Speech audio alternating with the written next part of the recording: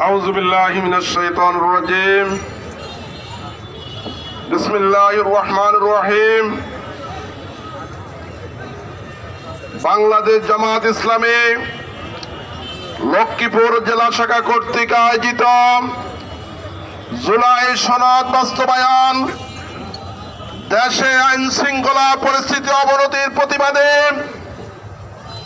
আজকের এই বিক্ষোভ সমাবেশে উপস্থিত জামাত ইসলামীর সম্মানিত সহকারী সেক্রেটারি বৃন্দ, জেলা জামাতের কর্ম পরিষদ সদস্যবৃন্দ, সাংবাদিক বন্ধুগণ, আইন শৃঙ্খলা নিয়োজিত দায়িত্বরত ভাইয়েরা, প্রাণ প্রিয় আমার সহযোদ্ধারা, প্রিয় লক্ষ্মীপুরবাসী, আসসালামু আলাইকুম। সংগ্রামী উপস্থিতি,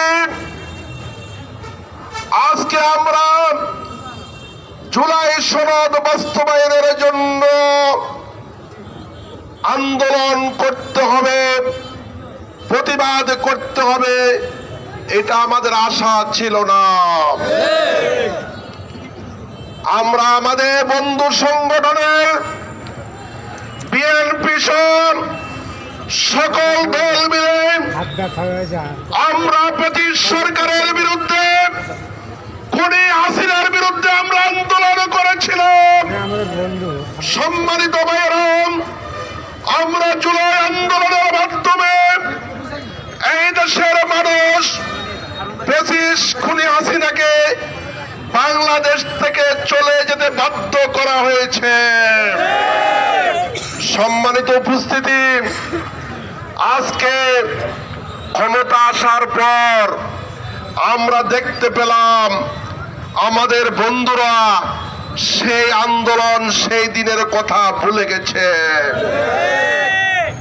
আমরা দেখতে পেলাম যিনি শিলংয়ে বসে বসে বাংলাদেশের মানুষকে যখন হত্যা করে তামাশা দেখেছিলেন, সেখানে আরামায়েশে জীবন যাপন করেছিলেন, উনি বাংলাদেশে এসে স্বাধীনতা 24 স্বাধীনতার পর তারপরে আবার বিএনপির পক্ষ থেকে দুতিয়ালা দায়িত্ব পালন করেছিলেন, স্বাক্ষর করেছিলেন জুলাই সনদ বাস্তবায়নের জন্য। কথা ঠিক কিনা বলেন?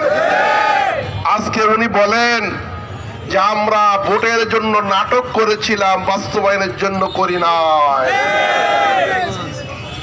সালাউদ্দিন সাহেব, আপনার থেকে বহুত ক্ষমতাধর লোক ছিল বাংলাদেশে, দাম্ভিকতা করেছিল, বলেছিল আমাদেরকে বাংলাদেশ থেকে শেখ হাসিনা পালায় না, আমরা বা শেখ হাসিনার মেয়ে কাউকে পরাজয় মানে না। কিন্তু শেখ হাসিনা ভাত রান্না করেছে দুপুরে খাওয়ার জন্য, সেই ভাত খাইতে পারে না। আপনার দাম্ভিকতা দেখাবেন না। আপনারাও এক সেকেন্ড বাংলাদেশের জনগণ পুষে উঠলে থাকতে পারবেন না। আপনি বাংলাদেশে আজকে আইন শৃঙ্খলা বাহিনী আছে, তাদেরকে সুন্দরভাবে পরিচালনা করেন। আজকে আমরা দেখতে পাচ্ছি আইন শৃঙ্খলা চরম অবনতি করতেছে, সেই দিকে আপনার মাথা ব্যথা নেই। আপনি আছেন সকল মন্ত্রণালয়ের মন্ত্রী, সকল মুফতির মুফতি, আপনি ফতুয়া দেন কে ইসলাম কে ইসলাম না, আপনি প্রত্যেকেই এই ফতুয়া পাইলেন। সম্মানিত ভাইয়েরা, আমরা বলতে চাই সোজা হয়ে যান। আপনারা দেখছেন কি আমাদের রায়পুরে একই পরিবারের 4 জনকে নির্মমভাবে হত্যা করা হয়েছে। আমরা হত্যার প্রতিবাদ জানাই, অনতিবিলম্বে খুনিদেরকে গ্রেফতার করতে হবে। সম্মানিত ভাইয়েরা, আমরা একটু আমাদের মন্ত্রী মহোদয় লক্ষ্মীপুরে উনি দেখে গেছে আমাদের। আমরা আজকে মন্ত্রীকে বলবো সরকারি এজেন্সির মাধ্যমে ওনাদেরকে পৌঁছাই দেওয়া।